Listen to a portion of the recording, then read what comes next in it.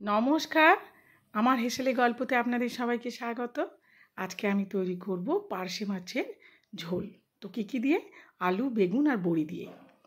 তো এই ঝোল খেতে খুব সুস্বাদু এবং ঝোলটা হবে খুব পাতলা, বেশি মশলা চাই না এতে। তো প্রথমেই আমি বেগুনগুলোকে ভেজে নেব। এই গরমে এরকম পাতলা ঝোল দারুণ লাগে কিন্তু ভাত দিয়ে খেতে। এক টুকরো গন্ধরাজ লেবু আর এই মাছের ঝোল, আহ কি দারুণ! তো বেগুনগুলোকে খুব ভাজবো না, হালকা ভেজে নেব। আপনারা সবাই কোথা থেকে দেখছেন আমার ভিডিও অবশ্যই জানাবেন। আর এই ভিডিও স্কিপ না করে দেখবেন, পুরোটা দেখবেন। বেশিক্ষণ তো নয়, 4-5 মিনিটের ভিডিও। স্কিপ করে দেখলে আমরা কিন্তু ওয়াচ টাইম পাবো না। তাই প্লিজ স্কিপ না করে পুরো ভিডিও দেখবেন আর লাইক অ্যান্ড সাবস্ক্রাইব করে দেবেন, পাশে থাকবেন, কমেন্ট করবেন। কেমন? আচ্ছা, বেগুনগুলো কিন্তু ভাজা হয়ে গেছে, এর থেকে আর বেশি ভাজার দরকার নেই। বেগুনগুলো তুলে নিলাম।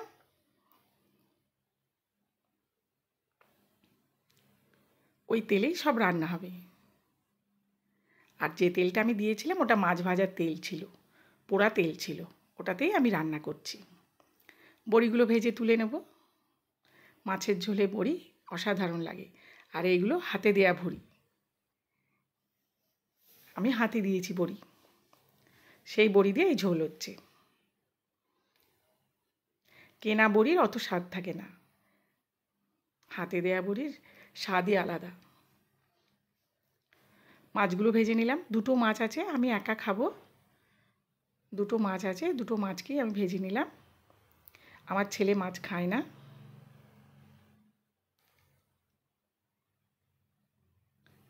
খুব যে কড়া করে ভাজবো তা না, আমি মাছ খুব একটা কড়া করে ভাজি না, মাঝামাঝি করে ভাজি। একেবারে হালকাও নয়, একেবারে কড়াও নয়। ভেজে তুলে নিলাম। এবারে আলুগুলো দিয়ে দিলাম। দুটো কালো জিরে দেবো, এইবারে দিলাম কালো জিরেগুলো। আলুর সাথে ভাজা হয়ে যাবে কালো জিরেগুলো। অল্প নুন,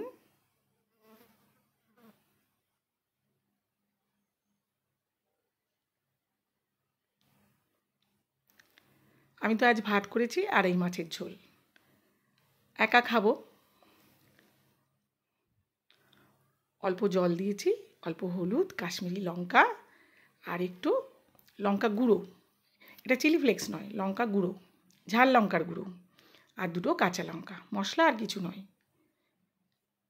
এগুলো দিয়েই হবে। একটু কষে নেব।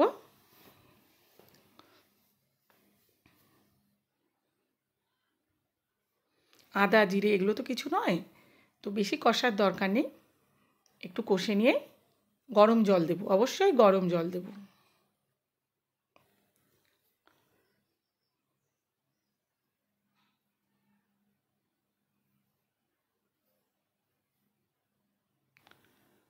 ফুটে গেছে, ভালো করে আলুও সিদ্ধ হয়ে গেছে। তো আমি মাছ, বেগুন, বড়ি ভাজা যা ছিল সব দিয়ে দিলাম।